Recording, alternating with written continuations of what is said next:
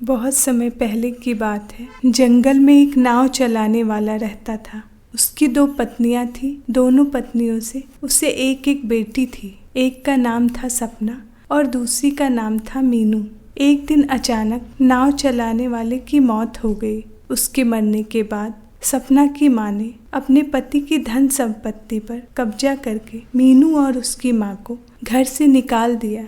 अब सपना और उसकी माँ बहुत आराम में जीवन बिता रही थी। वहीं मीनू और उसकी माँ एक छोटी सी झोपड़ी में रहती और 2 वक्त की रोटी के लिए सुबह से शाम तक कड़ी मेहनत करती। रुई साफ करने और धागा बनाने में मीनू अपनी माँ की मदद करती थी। अब मीनू 20 साल की हो चुकी थी। एक सुबह मीनू चरखे पर बैठी थी और वायु देवता उधर से जा रहे थे। सीधी साधी मीनू को चरखे के पास बैठा देखकर वायु देवता को एक शरारत सूझी। उन्होंने हवा का एक झोंका देकर मीनू के हाथों से रुई को उड़ा दिया। मीनू उस रुई के पीछे दौड़ी।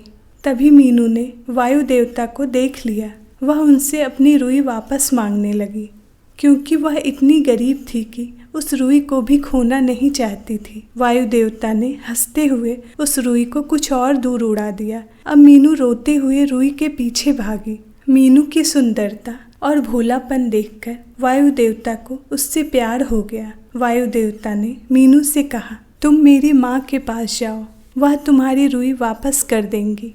वायु देवता ने उस रुई को उड़ाकर अपनी माँ के पास भेज दिया था, ताकि वह मीनू को वहाँ तक ले जा सके।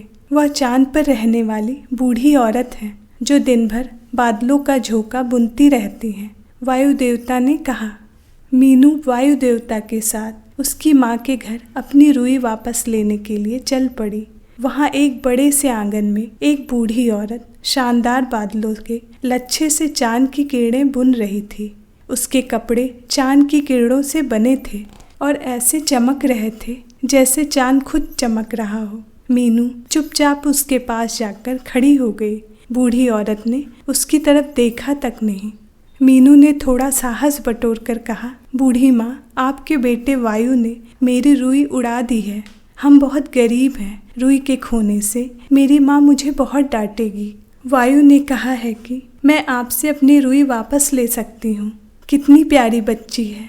बूढ़ी औरत ने सोचा। फिर उसने कहा, तुम्हारी रुई तुम्हें वापस जरूर मिलेगी। पहले उस जलकुंड में नहाओ और कुछ खा लो, पर बदलने के लिए मेरे पास दूसरा कपड़ा नहीं है, ना ही कोई तौलिया है। मीनू ने कहा, उस कमरे में जाओ। बूढ़ी औरत ने पश्चिम की तरफ एक कमरे की ओर इशारा करते हुए कहा, वहाँ तुम्हें सब कुछ मिल जाएगा। कुंड में नहाने के बाद दूसरे कमरे में जाओ, वहाँ तुम्हें कुछ खाने को मिल जाएगा। खाने के बाद मुझसे मिलो, पर ध्यान रहे कुंड में 3 बार से ज़्यादा डुबकी नहीं लगाना, एक भी नहीं। जी बूढ़ी माँ, मीनू ने कहा। कमरे में शानदार कपड़ों को देखकर मीनू आश्चर्य में पड़ गई, लेकिन उसने उनमें से सिर्फ एक साधारण सी साड़ी और एक तौलिया ही लिया। फिर वह कुंड तक गई। कुंड का पानी बहुत साफ और आकर्षक दिख रहा था। बूढ़ी औरत की बात याद रखते हुए उसने सिर्फ 3 डुबकी लगाई। कुंड का पानी जादुई था। पहली डुबकी ने उसे धरती की सबसे बुद्धिमान लड़की बना दिया। दूसरी डुबकी ने उसे सबसे खूबसूरत लड़की बना दिया और तीसरी डुबकी ने उसे शानदार कपड़े और गहने से लाद दिया। ये सब वायु देवता ने मीनू को खुश करने के लिए किया था, क्योंकि वह मीनू से बहुत प्रेम करने लगे थे। लेकिन मीनू को ये सब कहाँ मालूम था। वह तो लगातार उस बूढ़ी औरत की उदारता के बारे में सोच रही थी। अब वह दूसरे कमरे में गई, जहाँ ढेरों पकवान रखे थे। इसके पहले कि वह कुछ खा पाती, उसे अपनी माँ की याद आई। इसके बाद वह तुरंत उस बूढ़ी औरत के पास गई। क्या अब मुझे मेरी रुई मिल सकती है? उसने नरमी से पूछा। अब मुझे घर भी जाना चाहिए, नहीं तो मेरी माँ बहुत परेशान होंगी। बूढ़ी औरत ने कई छोटे बड़े संदूकों की तरफ इशारा किया और कहा, जो भी चाहिए ले लो। यह कहकर वह फिर से चरखा चलाने लगी। मीनू ने बूढ़ी औरत को दिल से धन्यवाद दिया। उन संदूकों में से सबसे छोटा संदूक उठा लिया। अब मीनू ने वायु देवता को बुलाया, क्योंकि उसे घर वापस जाने का रास्ता नहीं पता था। वायु वहीं एक कमरे में बैठकर सब कुछ देख रहे थे। उसकी आवाज़ सुनकर वह मुस्कुराते हुए कमरे से बाहर आ गए। वायु देवता ने मीनू को उसके घर तक पहुंचा दिया। जब मीनू संदूक लेकर घर के अंदर जाने लगी तब वायु देवता ने मीनू से कहा, मीनू, मैं तुमसे बहुत प्रेम करता हूँ। मैंने तुम्हारे जैसी सीधी और भोली लड़की आज तक नहीं देखी। क्या तुम मुझसे विवाह करोगी? मीनू तो पहले से ही वायु के साथ वक्त बिताकर मन ही मन उसे पसंद करने लगी थी। मीनू ने कहा, मैं भी आपसे विवाह करना चाहती हूँ। इसके बाद वायु देवता और मीनू का विवाह हो गया। वायु देवता ने मीनू की झोपड़ी को एक सुंदर महल में बदल दिया। मीनू, उसकी माँ और वायु देवता उस महल में रहने लगे। ये सब देखकर उसकी दूसरी माँ और उसकी बहन सपना उससे ईर्ष्या करने लगी। अगली सुबह सपना चारों ओर रुई बिखेर कर चरखे पर बैठ गई। सपना मीनू से भी ज्यादा सुंदर बनना चाहती थी, इसीलिए वह जानबूझकर रुई बिखेर कर बैठी थी। सपना भी वायु देवता से शादी करना चाहती थी और मीनू की जगह लेना चाहती थी। वायु को सपना के मंसूबे पता थे, इसीलिए उन्होंने उसको सबक सिखाने का सोचा। वायु ने उसकी रुई को भी उड़ाया और सपना को लेकर चंद्रलोक पहुंच गए। आखिरकार सपना चांद पर बूढ़ी औरत के पास पहुंची।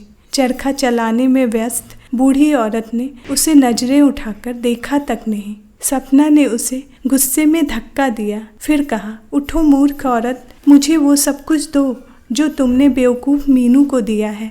कैसी बदतमीज और घमंडी लड़की है, बूढ़ी औरत ने सोचा। फिर वह सपना की तरफ मुड़कर बोली, जरूर। सपना से भी उसने कुंड में 3 डुबकी लगाने को कहा, फिर खाने और फिर वापस आकर रुई लेने को कहा। सपना ने सबसे पहले भड़कीले कपड़े पहनने के लिए और सबसे मुलायम तौलिया लेकर वह कुंड की तरफ गई। पहली 2 डुबकियों ने उसे बुद्धिमान और सुंदर लड़की बना दिया। तीसरी डुबकी ने मीनू की तरह बेशकीमती कपड़े और जेवर से उसे लाद दिया, लेकिन ज़्यादा पानी की लालच में उसने एक और डुबकी लगा ली। इस डुबकी ने उसे दुनिया की सबसे बदसूरत लड़की बना दिया। उसके कपड़े फटे पुराने कपड़ों में बदल गए और जेवर भी गायब हो गए। गुस्से में उसने एक और डुबकी लगाई। इस बार उसके सिर से सारे बाल गायब हो गए। रोती हुई वह बूढ़ी के पास गई और उसे यह सब करने के लिए भला बुरा कहने लगी। मुझे संदूक दो, बूढ़ी औरत, सपना ने कहा। बूढ़ी औरत ने एक तरफ इशारा करते हुए कहा, जो चाहिए ले लो। बिना धन्यवाद दिए सपना ने सबसे बड़ा संदूक उठा लिया। घर वापस जाने के लिए वह जोर जोर से चीखकर वायु देवता को बुलाने लगी। फिर वायु से कहा, मुझे जल्दी मेरे घर पहुंचाओ। वायु ने उसे उसके घर पहुंचा दिया। अब सपना सोच रही थी कि अभी वायु देवता उससे विवाह करने के लिए कहेंगे, लेकिन वायु देवता ने उससे कुछ नहीं कहा और चुपचाप मीनू के पास लौट आए। उधर सपना घर के अंदर अपनी माँ के पास पहुंची। सपना की हालत देखकर उसकी माँ चीखने लगी, लेकिन जैसे ही उसने संदूक देखा उसे थोड़ी तसल्ली हुई। दोनों ने जल्दी से संदूक खोला। उसमें से एक बड़ा अजगर उनकी तरफ फुफकारता हुआ निकला। दोनों अपनी जान बचाकर वहां से भागी और दोबारा कभी वहां वापस नहीं आई। उधर मीनू और वायु देवता हंसी खुशी जीवन व्यतीत करने लगे। ऐसी और जादुई कहानियाँ सुनने के लिए मेरे चैनल को सब्सक्राइब करें।